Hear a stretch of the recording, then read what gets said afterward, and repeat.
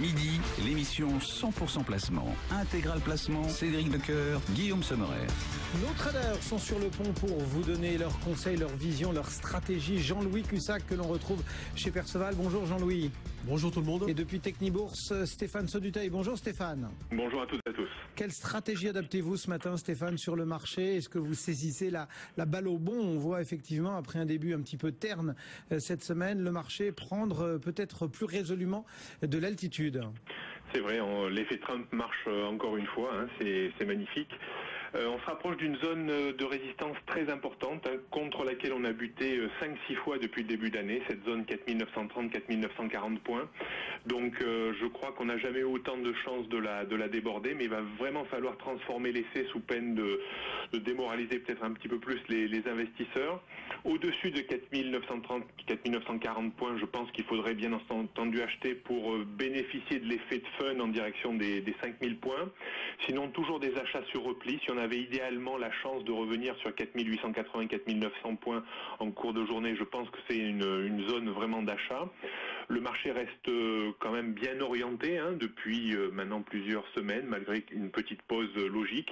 Donc plutôt positif, mais il faudra vraiment s'extraire de cette zone que je viens de définir autour des 4940 points pour espérer plus. Voilà la vision que vous propose Stéphane Sauduteil depuis Technibourse. Passage également chez Perceval. Jean-Louis Cussac, comment travaillez-vous le marché ce matin? Mais toujours à l'achat. Alors le problème, c'est que ce matin, le marché à 8h a démarré doucement. Il progressait très calmement. Et puis, entre 8h et 9h, la hausse s'est accélérée. Du coup, à 9h, les actions ont ouvert avec un gap à la hausse assez important.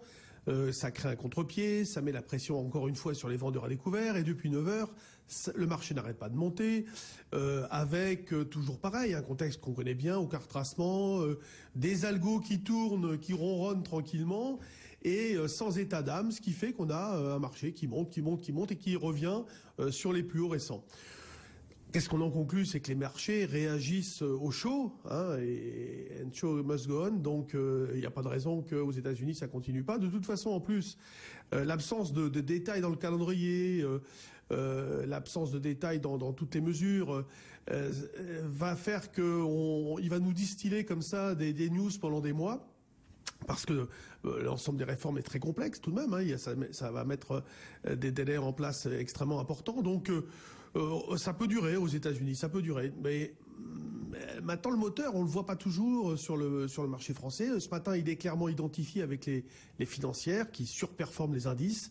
Donc le problème, c'est que quand on a acheté sur repli, comme moi je le propose tous les jours, c'est bon, on est dedans, mais prendre le marché, comme vous l'avez signalé Cédric tout à l'heure, comment on fait? Mais là, on peut pas, ou alors il faut se lancer n'importe comment. Mais non, c'est pas le but du jeu. Surtout si on se dit que on atteint peut-être un plus haut et qu'on va à nouveau retracer. On n'en sait rien, mais pour l'instant, le plus proche niveau d'achat intraday, ça serait peut-être 4905, 4900 sur un petit retracement pour qu'on conserve un maximum de chances de rebondir. Après, on va retrouver le 4860-50 comme pivot intraday potentiel, mais pour l'instant, aucune velléité de repli.